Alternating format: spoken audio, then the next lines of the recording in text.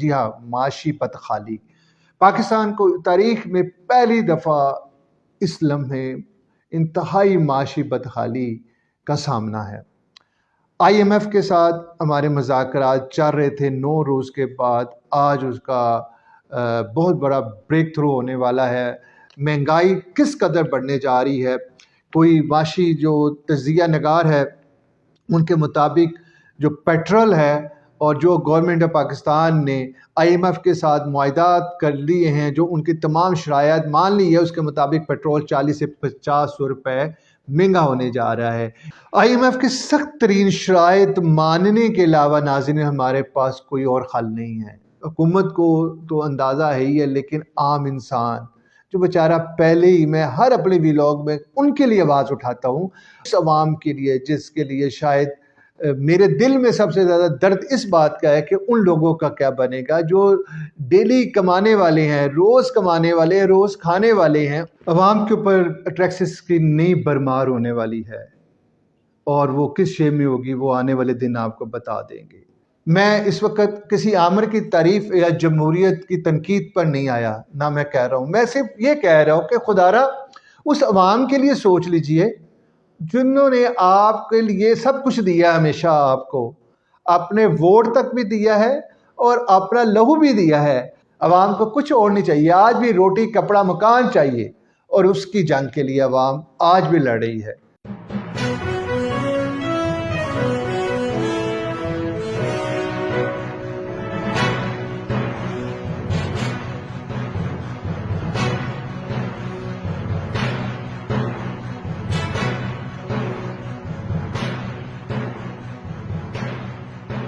بسم اللہ الرحمن الرحیم۔ ابتداء رب جلیل کے بابرکت نام سے جو دلوں کے حال بہتر جانتا ہے، دیکھتے آنکھوں سنتے کانوں کو شاہد میاں کا سلام۔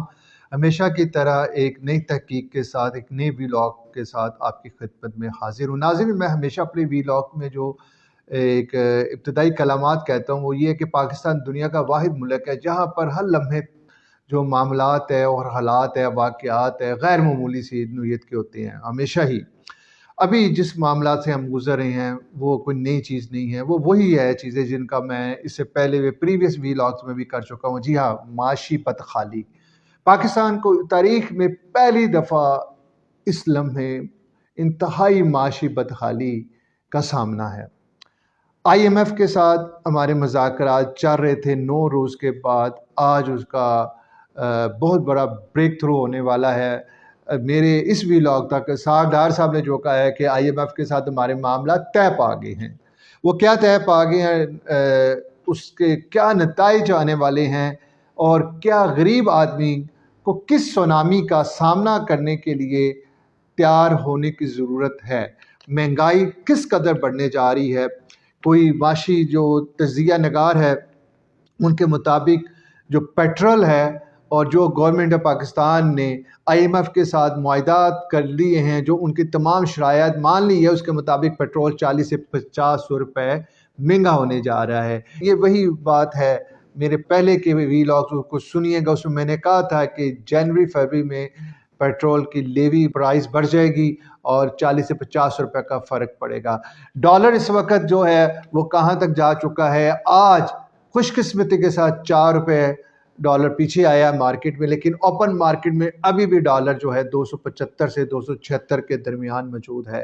پاکستان کیا سری لنکا بننے جا رہا ہے یا بنگلہ دیش؟ حالات جو ہے پاکستان کے وہ سری لنکا سے بھی مختلف نہیں ہے اور بنگلہ دیش سے بھی کچھ کم نہیں ہے۔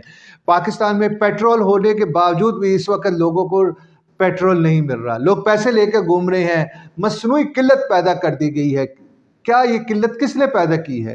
گورنمنٹ ایک سٹانس بھی رکھتی ہے، گورنمنٹ اس کے اوپر ایکشن بھی لے رہی ہے، لیکن اس کے باوجود لوگوں کو پیٹرول نہیں مل رہا۔ کیا وقت آ گیا ہے کہ پاکستان میں لوگوں کے پاس پیسے موجود ہونے کے باوجود چیزیں نہیں مل رہی ہے؟ یہ وقت ایک انتہائی تشویشناک بات ہے ہمارے لیے بطور قوم۔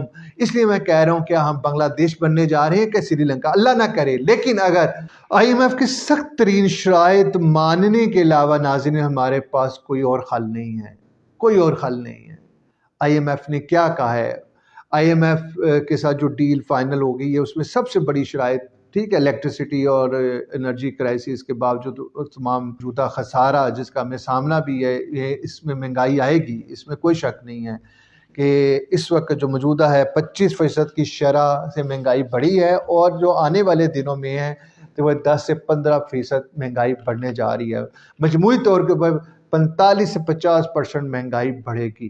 اور اس کا شاید حکومت کو تو اندازہ ہے ہی ہے، لیکن عام انسان جو بیچارہ پہلے ہی میں ہر اپنے ویلاگ میں ان کے لیے آواز اٹھاتا ہوں، اس عوام کے لیے جس کے لیے شاید میرے دل میں سب سے زیادہ درد اس بات کا ہے کہ ان لوگوں کا کیا بنے گا جو ڈیلی کمانے والے ہیں، روز کمانے والے ہیں، روز کھانے والے ہیں، ان بیچاروں کا کیا بنے گا جس کے گھر میں 6 7 7 8 افراد ہیں جن کو ایک وقت کا کھانا میسر نہیں رہا، ان لوگوں کا کیا بنے گا؟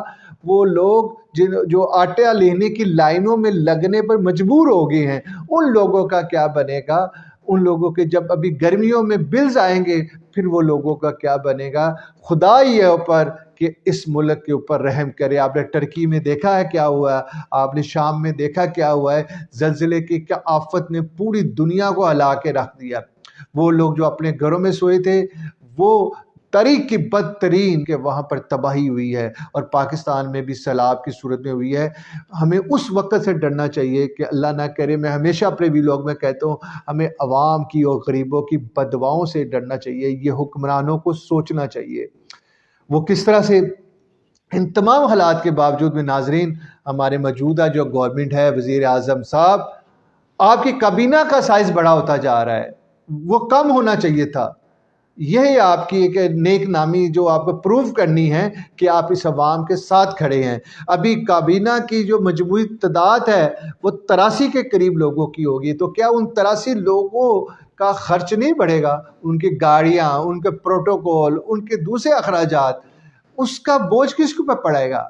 میرے اپنے خیال میں موجودہ گورنمنٹ کو یہ سب سے زیادہ اہم فیصلہ کرنا چاہیے کہ جتنے لوگ کابینہ میں آئیے ان کو اجتماعی طور پر اناؤنسمنٹ کرنی چاہیے کہ جی ہم جتنی دیر بھی کابینہ کا حصہ رہیں گے، ہم کوئی پے نہیں لیں گے، ہم کسی طرح کی کوئی امارات نہیں لیں گے، ہم کسی طرح کے کوئی غیر جو معمولی اخراجات ہوتے ہیں جو یعنی کہ ان وزارتوں کے اوپر ہم اس سے دستبردار ہونے کا اعلان کرتے، تو شاید جو عوام ہیں ان کے دکھوں کا تھوڑا بہت مداوع ہو سکے، وہ ان کے دلوں میں آپ لوگوں کے لیے ہمدردی آ سکے۔ کیا ابھی تک کسی حکمران نے بھی، چاہے وہ پی ٹی آئی کا ہو، چاہے مسلم لیگ کا ہو، چاہے پی ڈی ایم کا ہو، کسی جماعت کا ہو، اس نے یہ اناؤنس کیا ہے کہ جناب میں اپنے فنڈ سے، میں اپنے پراپرٹی میں سے، میں اپنے ایسٹس میں سے اتنا ایسٹ اس پاکستان کو دیتا ہوں جس کی وجہ سے آج میں ہوں، جس کی وجہ سے آج میری سیٹس ہیں، جس کی وجہ سے آج میری عزت ہے، میں اتنا ایسٹس یا اتنا فنڈ اپنی پاکٹس میں سے میں اس ملک پاکستان کو لوٹاتا ہوں۔ کاش یہی جذبہ 65 والی جنگ والا یہی وہ جذبہ آج بھی ہمارے قوم میں آ جائے تو شاید ہمیں آئی ایم ایف جیسے ادارے کی ضرورت نہ پڑے، اگر یہ جذبہ ہمارے میں آ جائے۔ عوام کے اوپر ٹیکسز کی نئی برمار ہونے والی ہے، اور وہ کس شے میں ہوگی وہ آنے والے دن آپ کو بتا دیں گے۔ تو ناظرین، میں بات کر رہا ہوں حکمرانوں کی، موجودہ حکمران ہو یا پہلے والے حکمران ہو، کبھی انہوں نے پالیسی بناتے ہوئے پاکستان کو آگے نہیں رکھا۔ وہ سب سے پہلے پاکستان کا نعرہ لگانے والا وہ انسان جو اب دنیا میں نہیں رہا، جی ہاں، پرویز مشرف کی بات میں کر رہا ہوں۔ اگر اس کے دور کو میں اس وقت کوٹ کروں تو میرے لیے زیادہ بہتر ہوگا کہ کم از کم اس کے دور میں اگر دیکھا جائے تو میرے اپنی زندگی میں ایک انتہائی خوشحالی کا دور تھا۔ وہ ہر ایک عام انسان، middle class, lower middle class اور غریب طبقہ، ہر انسان کے پاس کسی چیز کا کوئی پریشانی کا اتنا سامنا نہیں تھا۔ ہر انسان کما رہا تھا، کھا رہا تھا، کسی کو کوئی اس طرح کے مسائل کا سامنا نہیں تھا۔ پاکستان میں انرجی کرائسس بھی اس قدر نہیں تھا، ڈالر دیکھے اس دور کا، لیکن اس کو بھی ہم نے نہ چلنے دیا یہ کہہ کے کہ یہ آمر ہے۔ میں اس وقت کسی آمر کی تعریف یا جمہوریت کی تنقید پر نہیں آیا، نہ میں کہہ رہا ہوں، میں صرف یہ کہہ رہا ہوں کہ خدا را اس عوام کے لیے سوچ لیجئے جنہوں نے آپ کے لیے سب کچھ دیا، ہمیشہ آپ کو اپنے ووٹ تک بھی دیا ہے اور اپنا لہو بھی دیا ہے، اور اب بھی آپ اسی عوام سے ایکسپیکٹ کر رہے ہیں کہ آپ ہمارے ساتھ کھڑے ہوں اور آپ کو برداشت کرنا ہے. اب عوام سے زیادہ آپ کی باری ہے برداشت کرنے کی. خدا را آپ ایک سٹیپ آگے آئیں, آپ اپنے ملک کو سرو کریں, آپ کچھ ایسے فیصلے کیجئے جس سے عوام کے معاملات و حالات بہتر ہوئے. ادروائز حکومت پنجاب ہو یا حکومت پاکستان ہو, میں آپ کو ایک نشاندہی کروں کہ قسم سے پاکستان کے عام عوام کے حالات بہت برے ہیں اس وقت, بہت برے ہیں بہت. اور ان کی دعائیں بددعاؤں میں نہ بدل جائیں اس سے پہلے, اور وہ کسی آفت کی شکل میں آپ کے اوپر, اور پھر جب ایسی کوئی آفت آتی ہے ملک کے اوپر بھی, وہ پھر سب پر آتی ہے.